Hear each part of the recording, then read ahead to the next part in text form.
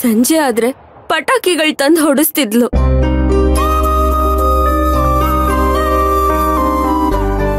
ಆಗ ಸಂಭ್ರಮ ಮನೆ ಮಾಡ್ತಿತ್ತು.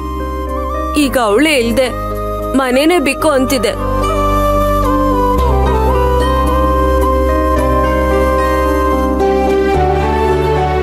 ಅಕ್ಕ ಬರೋ ತನಕ ನಾವು ಹಬ್ಬ ಮಾಡೋದ್ ಬೇಡ.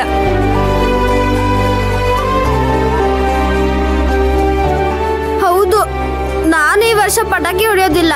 ಮಯೂರಿ ಬಂದ್ಮೇಲೆ ಪಟಾಕಿ ಹೊಡಿತೀನಿ. ನೋಡಿದ್ರ ಅತ್ತವ, ಮಕ್ಕಳೆಲ್ಲ ಮಯೂರಿನ ಎಷ್ಟು ಹಚ್ಕೊಂಡವೆ ಅಂತ.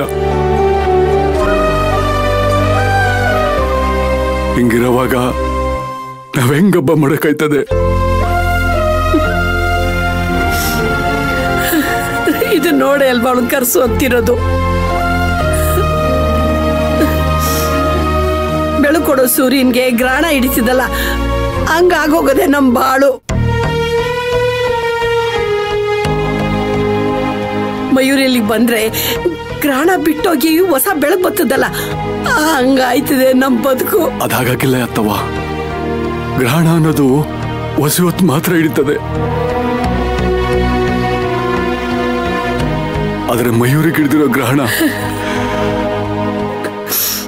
ಅವಳಾಗೆ ಬಿಡ್ಸ್ಕೊಂಬರೋವರೆಗೂ ಅದು ಹೋಗಕ್ಕಿಲ್ಲ.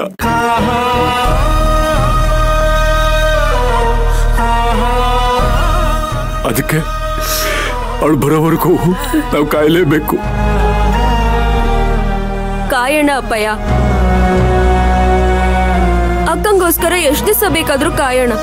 ಅವಳಿಗೆ ಇಲ್ದೇ ಇರೋ ಸಂಭ್ರಮ ನಮಗೂ ಯಾಕೆ ಬೇಕು? ದುರ್ಗಮ್ಮ, ಇದನ್ನೆಲ್ಲ ನೋಡೋದಿಕ್ಕ ನಾನು ನಿನ್ನ ಜೀವಂತವಾಗಿ ಇಟ್ಟಿದೀಯ. ಸೇವೆ ಮಾಡಿದ ನನ್ನ ಮೊಮ್ಮಗಳಿಗೆ ಇದೇ ನಾನು ನಿನ್ ಕೊಡ್ತಿರೋ ಪ್ರತಿಫಲ. ನೋಡು, ಅವಳು ಇಲ್ದೆ ಹಬ್ಬ ಮಾತ್ರ ಅಲ್ಲ, ನಿನ್ ಪೂಜೆ ಕೂಡ ಮಾಡಕ್ಕಿಲ್ಲ.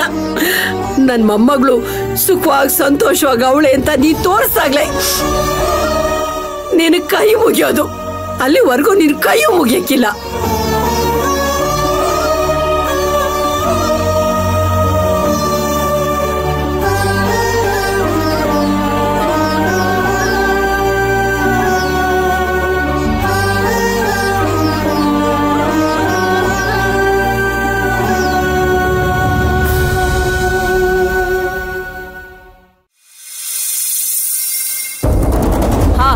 ನಾನು ಅದೇ ಪ್ರಾಸೆಸ್ ಅಲ್ಲಿ ಇದ್ದೀನಿ.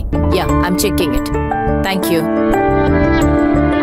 ಅಳಿಯಂದ್ರೆ ಆಡಿಟರ್ ಹತ್ರ ಮಾತಾಡಿದ್ರ? ಮಾತಾಡ್ದೆ ಅತ್ತೆ. ಅವ್ರು ಹೇಳಿದ್ರು ಕೆಲವೊಂದು ಬಿಲ್ಗಳು ಟ್ಯಾಲಿ ಆಗ್ತಿಲ್ವಂತೆ. ಟ್ಯಾಲಿ ಆಗ್ತಾ ಇಲ್ವಾ?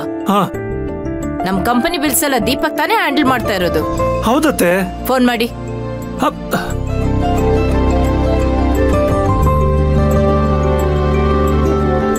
ಸ್ಪೀಕರ್ ಅಲ್ಲಿ ಹಾಕಿ.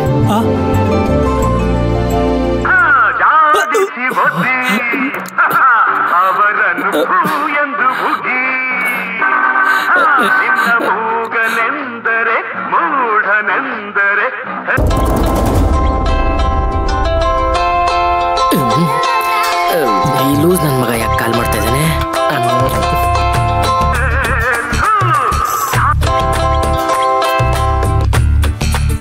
ಹಲೋ ಹಲೋ, ಅತ್ತೆ ಲೈನ್ ಅಲ್ಲಿ ಇದ್ದಾರೆ, ಮಾತಾಡು.